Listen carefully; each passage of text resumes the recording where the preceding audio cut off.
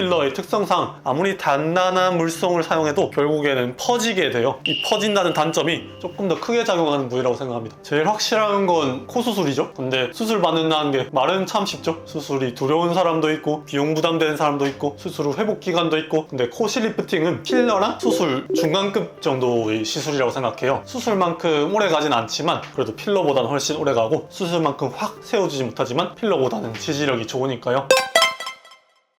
원장님 뭐 하세요? 모형 만지고 있습니다.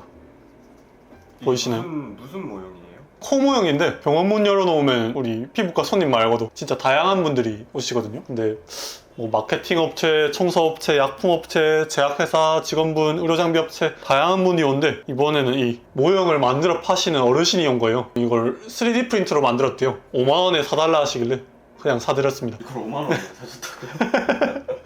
두 개 10만 원에 사달라는 걸 단호박으로 하나만 샀습니다. 그래도 어려운 분 도와드린다 셈치고 샀는데, 이제 코 시술 설명할 때 나름 이걸 쓰니까 좀 설명을 하기 편하게 도움은 받는 편이에요. 저도 안 그래도 코가 고민이거든요. 네네. 콧대가 조금 낮은 것 같아요. 남자는 코가 생명이죠? 사실 저도 코 실리프팅 받은 지 좀 돼가지고 코가 다시 좀 내려갔는데, 쉬는 날에 조만간 콧대 한번 세우러 가야 될 것 같습니다. 원장님도 받으신 거예요?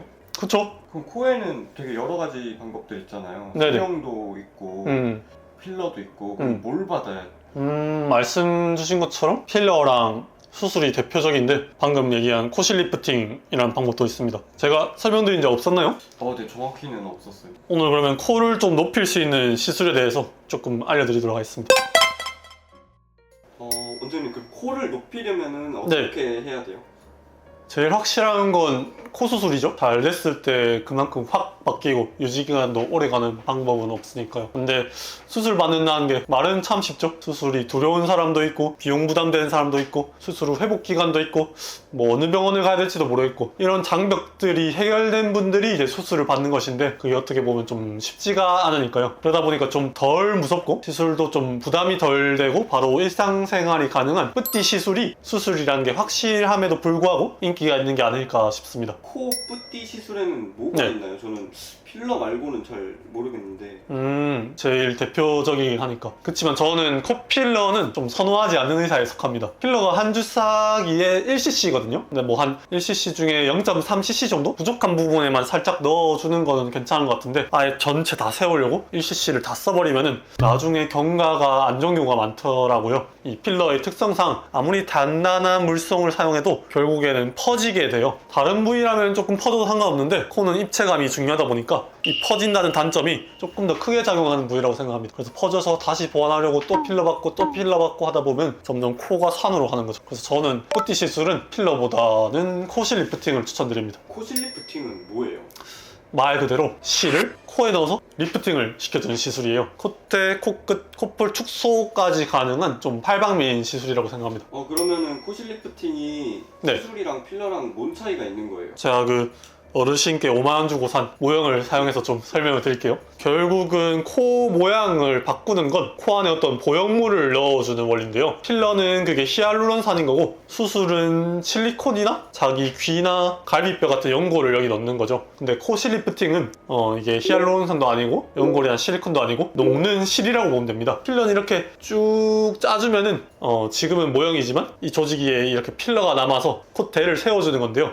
이 코끝 같은 경우는 필러로 세워주는 게 거의 불가능합니다. 필러의 한계죠. 수술은 여기에 실리콘을 넣거나 여기에 연골을 넣어서 뾰족하게 해주는 거죠. 코 실리프팅은 이걸 실로 한다고 말씀드렸는데, 여기 보시면 제가 준비해왔거든요. 여기 이 실을 코에다가 넣었다가 빼면은 이 실이라는 구조체가 이에 남아서 콧대를 세워주고 코끝도 세워줄 수가 있습니다. 되게 무섭네요.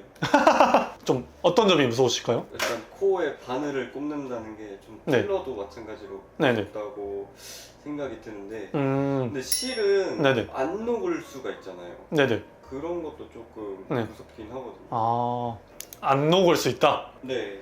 실이 그러니까 어떤 실인 건지 녹는 실인 건지가 좀 궁금하신 거잖아요. 네네. 이 코 실 리프팅에 사용되는 실은 PCR 실과 PDO 실인데요. 뭐 약사까지 아실 필요 없으시고, 우리 상처 꿰맬 때 쓰는 의료용 실 있잖아요. 네, 그런 거랑 비슷한 재료라고 보시면 돼요. 튼튼하면서도 몸에 뭐 이물 반응을 일으키지도 않고 혼자 녹아 없어지기 때문에 안심하셔도 됩니다. 그래서 아까 보여드린 실은 이렇게 하얀색이었잖아요.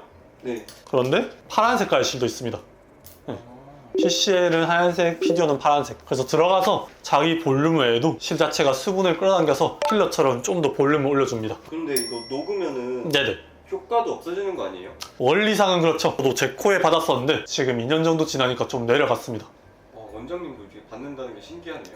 네네, 제가 받아보기도 했고 봉지 시절부터 지금까지 시술을 많이 하기도 했기 때문에 좀 더 확실하게 추천드릴 수 있는 것 같아요. 뭐 저희 직원분도 해드렸고 저도 효과를 잘 봤었죠. 아무래도 그래도 2년이라고는 하지만 실 녹아서 없어지면 효과가 떨어지는 건 조금 아쉬운 거 아닌가요? 그래서 저는 이거를 필러랑 수술 중간급 정도의 시술이라고 생각해요. 수술만큼 오래 가진 않지만 그래도 필러보다는 훨씬 오래 가고 수술만큼 확 세워주지 못하지만 필러보다는 지지력이 좋으니까요. 손님들 오셨을 때도 수술이나 필러의 중간격 시술이라고 설명드리면은 이해가 좀 빠르시더라고요. 그러면 이거는 얼마나 오래 간다고 보면 돼요? 일단 시술 직후에 가장 높았다가 시술 후 1, 2주 동안 살짝 내려가거든요. 그 상태에서 이제 균형을 잃어가지고 1년에서 2년 정도 간다고 보시면 되세요. 물론 개인차는 조금 있습니다. 근데 아무래도 실을 넣는 건데 부작용은 혹시 없나요? 맞아요. 부작용에 대해서 좀 많이 궁금해들 하시는데 코끝 조직이 좀 치밀한 분에게는 만약에 코끝에 실을 좀 지나치게 많이 넣게 되면은 코끝에 압력이 좀 올라가서 시술 부위 회복이 좀 잘 안 되거나 실이 간혹은 튀어나온 경우가 있어요. 그렇지만 매우 드물고 경험 있는 의료진이 적절한 손님한테 잘 추천드려서 받으면 안전합니다. 그래서 한 시술 후 이틀에서 3일 정도 코가 살짝 욱신욱신한 건 있는데요. 진통제로도 충분히 커버가 가능한 수준이고요. 그럼 일상생활은 바로 가능한 거네요? 맞아요. 그게 이 시술의 큰 장점이라고 생각해요. 효과 대비 일상생활이 바로 가능한 점이 큰 매력 같아요. 가장 많이들 궁금하시는 네. 가격은 어떻게 될까요? 가격은 사실 아시겠지만 병원마다 너무 달라서요. 그냥 코 실 리프팅 자체가 얼마인 병원도 있고 코 실 리프팅에 사용되는 실 한 줄당 얼마인 병원도 있고 실의 재료의 종류도 조금씩 달라서 뭐 하이코, 바비코, 엘스코, 탑스코 등등 부르는 것도 있기 때문에 필러랑 병행하는 것도 있고 케바케인데요. 실을 한두 줄 넣는 수준으로 하는 것도 있는데 그 정도는 시술 직후에만 반짝 보이는 효과라고 생각해요. 일반적인 코를 가진 분이 콧대 코끝을 코실 리프팅의 진정한 효과를 보기에 받으려면 대략 한 8줄에서 16줄은 들어간다 보시면 될 것 같고 그럼 가격대가 한 뭐 30, 40만 원에서 뭐 100만 원 가까워지는 금액도 가능은 할 것 같습니다. 비싼 것 같은데 네. 가성비 좋은 막 그런 입문 시술은 아닌 거네요. 그쵸? 누구에게나 받으면 좋은 입문 시술은 아니에요. 그렇다기보다 코에 대한 고민이 큰데 수술은 무서운 분들한테 딱 적합한 어떻게 보면은 좁고 깊은 효과 좋은 시술이기 때문에 가격대가 조금 있는 편에 속한다고 생각하시면 될 것 같습니다. 근데 저도 그럼 받아볼 수 있을까요? 사실 PD님 코는 조금 부족한 게 어떤 분이 받으시면 좋냐면요. 매부리가 심하진 않고 코끝 피부를 잡아당겨서 보았을 때 너무 딱딱하거나 치밀하지 않고 어느 정도 좀 잘 늘어나는 분, 그리고 코끝이 들려있다기보다 떨어져 있는 분, 그리고 코끝이 적당히 뭉툭한 분이거든요. 코끝이 너무 땅땅하신 분들은 조직이 치밀해서 코실 리프팅의 힘으로는 좀 덜 올라가는 경우가 있습니다. 이럴 경우에는 같은 시술 대비 만족도가 좀 떨어지죠. PD님 코는 코끝이 좀 많이 뭉툭한 것 같아서 놀리시는 건가요? 아니, 그게 아닙니다. 그래도 이상적인 코실 리프팅의 잠재력을 100% 나오기는 힘들다는 거지만 효과는 그래도 대부분 만족하시는 선은 충분히 가능하죠. 저희 영상도 열심히 찍어주시는데 PD님이 받겠다 하시면은 제가 PD님은 특별히 무료로 해드리겠습니다.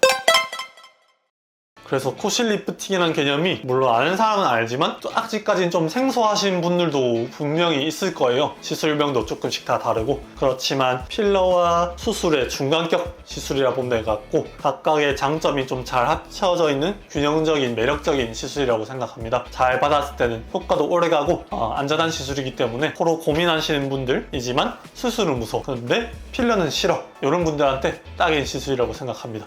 이상 하원장이었습니다. 감사합니다.